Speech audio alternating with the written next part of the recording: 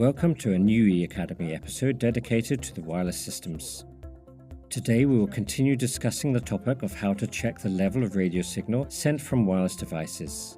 This time we will use the diagnostic tool available from the D-Load10 program level. What do we need for that? A PC computer with Windows operating system, a USB RS converter for connecting to the computer and programming, the D-Load10 program that can be downloaded for free from our website, a Versa or Integra series control panel, in this case it will be the Versa Plus with the enclosure and transformer, an ACU 270 controller, and an AMD 100 wireless magnetic detector. We will omit describing the device connection method and identification process, as we have already discussed it in the previous episodes. At this point, we draw your attention to a very important thing. For the ACU 270 controller to work with the Versa control panel, you must set the controller's switch number 8 to the on position. Let's start by establishing a connection between the controller and the computer. To do this, run the D-Load10 program.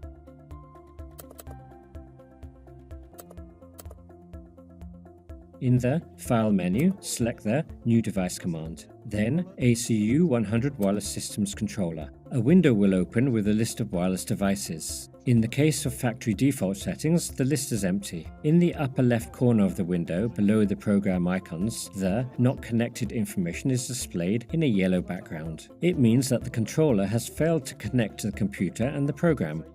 You can initiate this connection after establishing the COM port through which the USB RS converter has connected to the computer. You can check it, for example, in the Windows Device Manager. Then, in the Communication menu, select the Configuration command. In the window that opens, select the Port RS232 tab. In the Port RS232 field, indicate the correct COM port, and in the baud rate field, set the maximum speed at 115,200. Click on the OK button to confirm the data entered. Now, click on the COM port icon in the main program window at the bottom right-hand corner. When the D-Load10 program establishes connection with the controller, the icon will turn green. When the process of reading data from the devices starts, the color of the icon will change alternately between green and yellow. Additionally, at the top left-hand corner of the window, information about connection to the wireless system controller and its version number will be displayed on a green background. Click on the New Device button. In the New Device window that opens, enter the AMD 100 detector serial number. According to the command displayed in the window, close and open the tamper contact of the device. When the serial number and the name of the detector are displayed in the appropriate fields, click on the OK button to confirm the read data. Repeat these steps if you want to add further wireless devices that will work in the system. In our case, it will be only the AMD 100 magnetic detector. Now we can proceed to check the level of radio signals by using the D-Load10 program. To do this, click on the Diagnostics icon in the main window of the D-Load10 program. A window will open with tabs showing the level of radio signal from the wireless devices of the system. In the Current Level tab, a chart showing the quality level of the signal received by the controller from wireless devices will be displayed. An important note: this information is being monitored in real time, which means that each change in the signal value is updated immediately. What can you read from this chart? You can see what the average value is of the so-called radio signal-to-noise ratio in light blue color. If the value of interference increases, the shape of the presented signal changes. The chart also shows the devices enrolled into the controller, each red pulse meaning one device.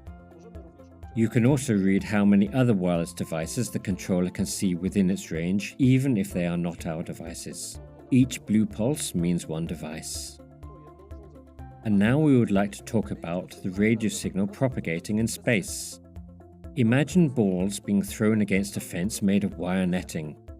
If the net meshes are large enough, most of the balls will pass through to the other side. However, if the mesh size is only a little larger than that of the balls, most of them will bounce off the net and fall to the ground. It is much the same with the radio signal. If it propagates in open space free from buildings, natural obstacles, etc., it will travel from the transmitter to the receiver without problems. Therefore, manufacturers of radio devices usually specify their range for operation in the so-called open area, where the signal will not encounter any obstacles. However, if the radio devices are located inside a building, the radio signal propagating from them may be limited. It depends, for example, on the thickness of the walls, the type of material from which they are made, their moisture, as well as the reinforcement used in them. The presence of high and low voltage installations inside or outside the walls may additionally decrease the radio signal. Operating wireless devices can be compared, for example, to using mobile phones. Note that sometimes the signal is lost during conversation. However, as soon as you turn around or change your position, the signal range improves. Therefore, it is worth remembering that sometimes it is enough to move your device just some 10 to 20 centimeters to get a significant improvement in signal. The device must not be permanently installed until you obtain the optimal level of the radio signal. To sum up, the radio signal from the transmitter will reach the receiver without any obstacles if the conditions required for the operation of wireless devices are met. And that's all for today.